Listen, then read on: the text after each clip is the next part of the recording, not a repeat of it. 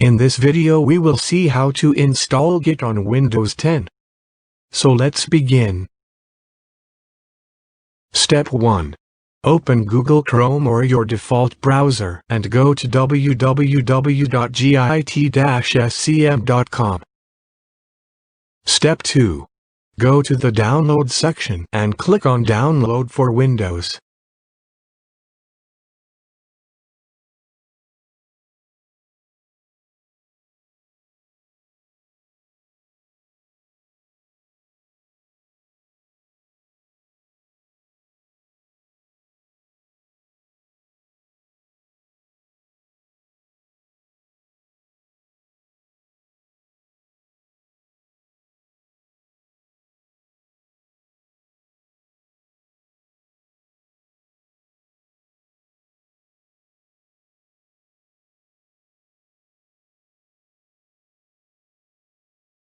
Step 3.